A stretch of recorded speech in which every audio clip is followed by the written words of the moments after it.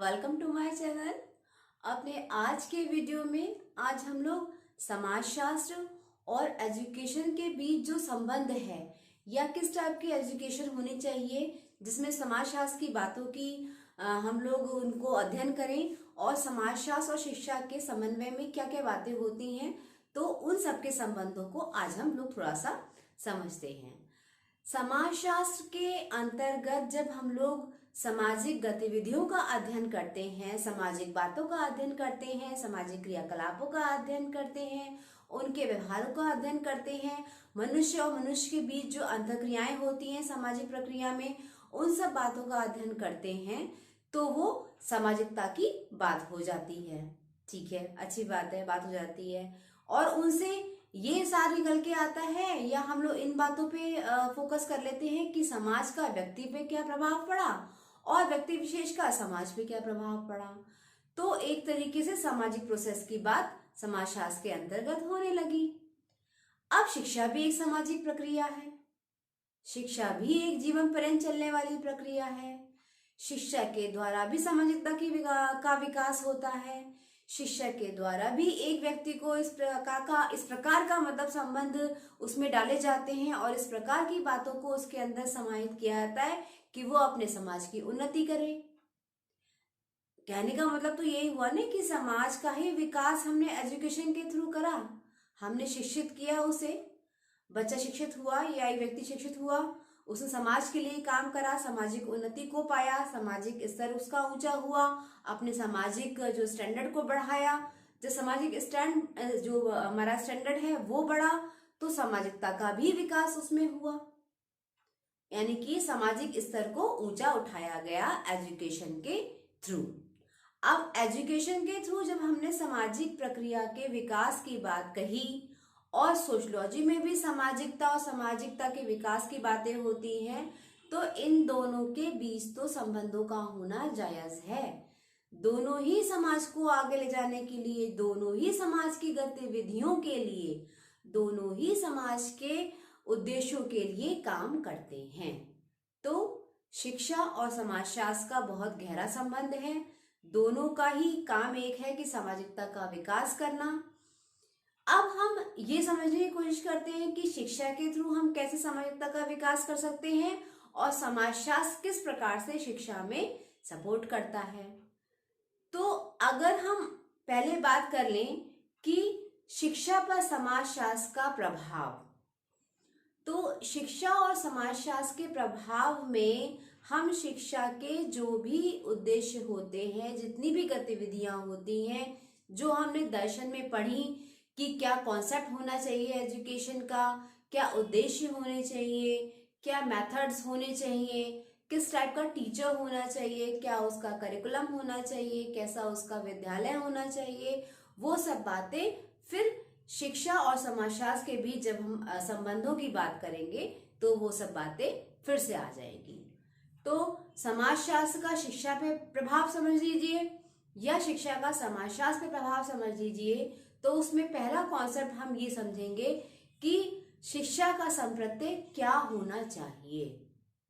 जब हम सामाजिकता के विकास की बात करते हैं, जब हम सामाजिक नियमों को जोड़ने की बात करते हैं, जब हम सामाजिक उन्नति की बात करेंगे, तो हमें शिक्षा का ही सहारा लेना पड़ेगा। शिक्षित मनुष्य ही एक ऐसा प्राणी होगा जो अपने समाज को आगे ले जाएगा, जो उसका विकास करने में सक्षम होगा। तो बात आ गई ना एजुकेशन की। बिना एजुकेट हुए बच्चा या कोई भी व्यक्ति है तो वो आपके सोशलॉजी का या सोशल पार्ट को आगे बढ़ा ही नहीं सकता है, ऊंचा बढ़ा ही नहीं सकता है, क्योंकि वो शिक्षित नहीं होगा।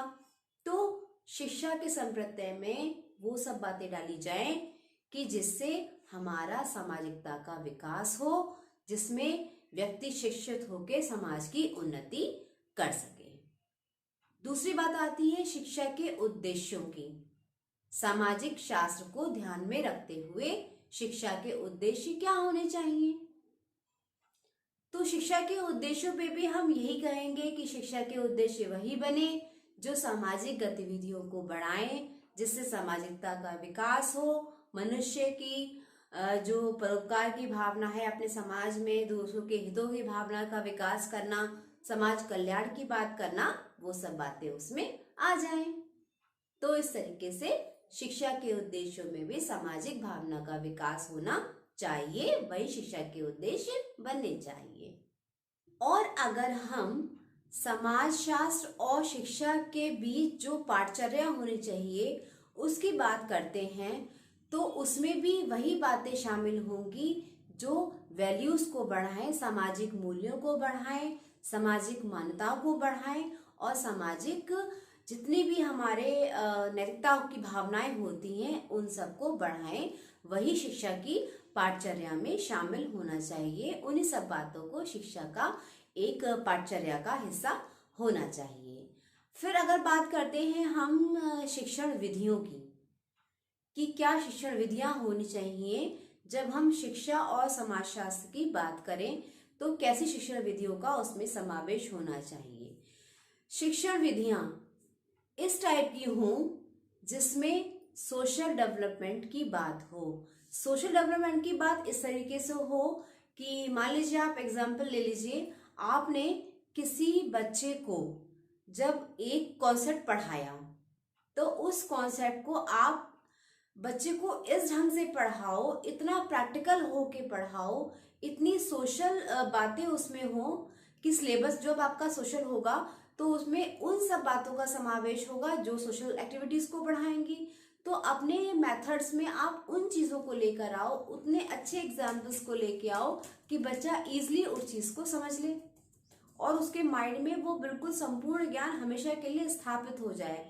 कुछ बातें हम लोग जब सीखते हैं, अगर मन से हम कोई बात सीखते हैं तो वो बातें हमारे मन में एकदम जगह बना लेती हैं, जिसको हम लोग पूरे जीवन भूलते नहीं हैं। मेरे भी टीचर्स ने मुझे कुछ ऐसी बातें बताई। कभी कभी क्लासरूम में जब टीचर बात करती है तो आप देखना, वो जब अपना लेक्चर करती है तो उसमें आपको कुछ इतनी मोटिवेशन टिप्स देगी।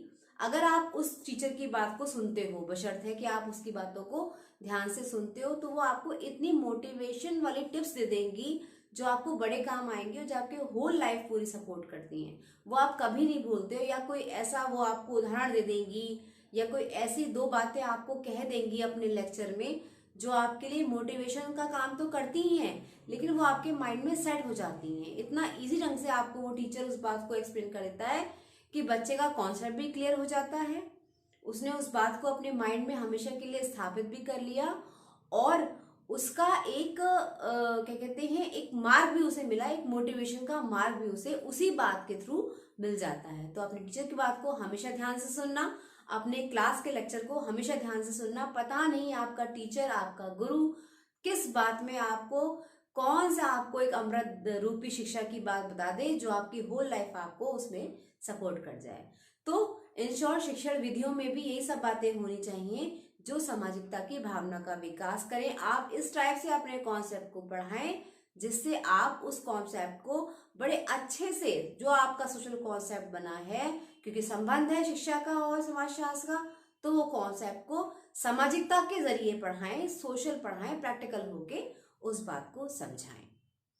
फिर बात आती है शिक्षा के अंदर आपके अनुशासन की, कि शिक्षा और समाजशास्त्र के संबंध में अनुशासन क्या क्या काम है। अनुशासन, स्वयं पे शासन, स्वयं पे अमल करना, स्वयं में संयम रखना, अपने नियमों का पालन करते हुए अपने जीवन के हर एक पहलू को व्यवस्थित करते हुए अपनी बात को कहना, सामाजिक उद्देश्यों की बात कहना, शिक्षा के उद्देश्यों की बात कहना और सामाजिकता की भावना को, सामाजिक विकास की भावना को आगे बढ़ाना।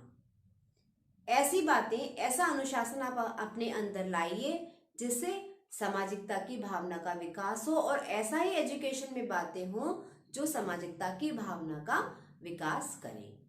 उसके बाद बात आती है हमारे कि शिक्षा और समाजशास्त्र के बीच में हमारा शिक्षक कैसा होना चाहिए।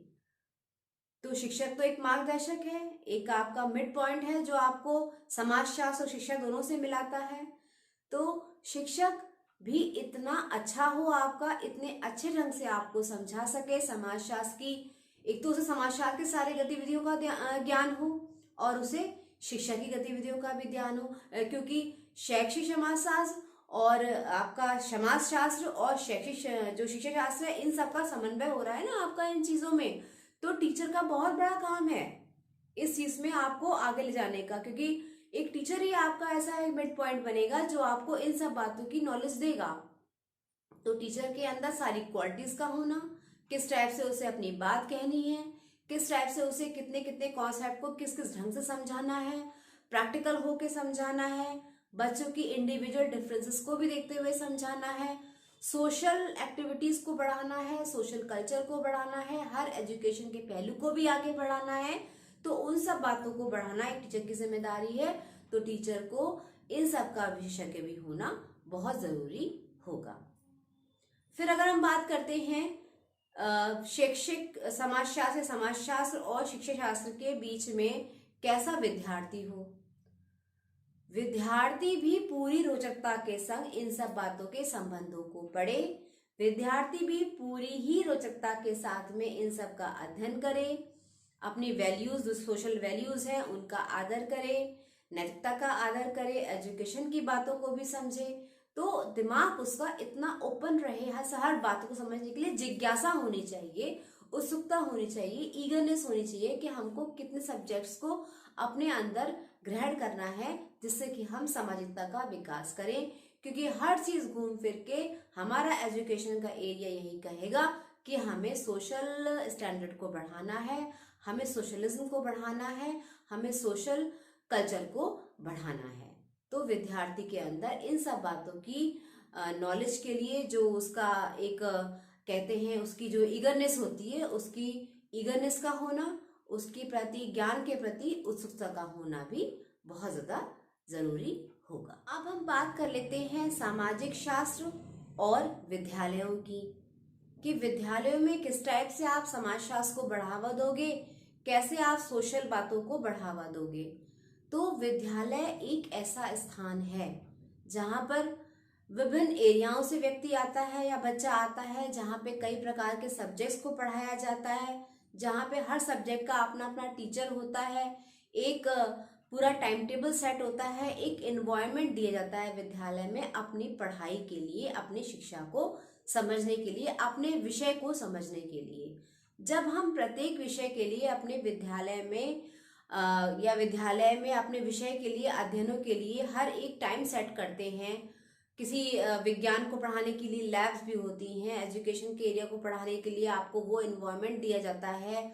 अगर आप ड्राइंग का एरिया रखते हो तो आपके पास ड्राइंग का भी अपना एक अलग एरिया होता है, एक अपना अलग रूम होता है, अलग पूरा उसकी एक्सरसाइज आपको दी जाती हैं, पूरा सारा आप उसमें ध्यान रखते हो। अगर होम साइंस की बात आएगी तो आपको लैब भी मिलेगी, उसकी जितनी भी बातें होती हैं उन सब के आपको पूरा पुराना भी आपको रिकॉर्ड दिखाया जाएगा, किस ढंग से आपको फाइल्स बनानी है वो सब बातें भी दिखाई जाती हैं।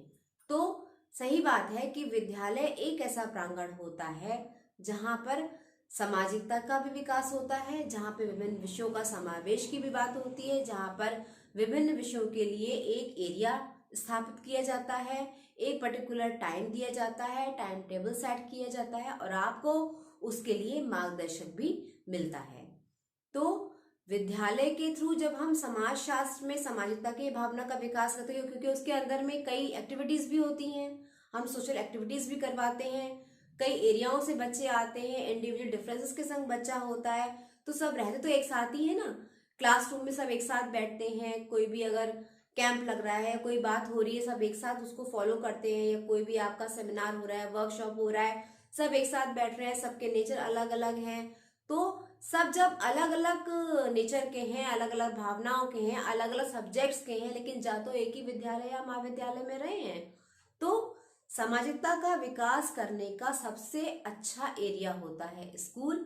इसलिए स्कूल में हर चीज मेंशन होनी चाहिए, स्कूल के सारे मानक पूरे होने चाहिए, स्कूल में हर चीज का ध्यान रखना चाहिए बच्चे के लिए, स्कूल हुआ कॉलेज हुआ जो भी है, तो एक ऐसा स्थान है जहाँ पे हर बात पूरी हो रही, तो आपके हर मानक भी पूरे होने चाहिए। जब आपके हर मानक पूरे होंगे तब आपकी जो सोशल एक्टिविटीज है, जो आपका सोशल जो आपका एरिया है वो सबसे ज्यादा वहाँ विकास करेगा और वहाँ पे सबसे ज्यादा सामाजिकता की भावना आगे बढ़ेगी।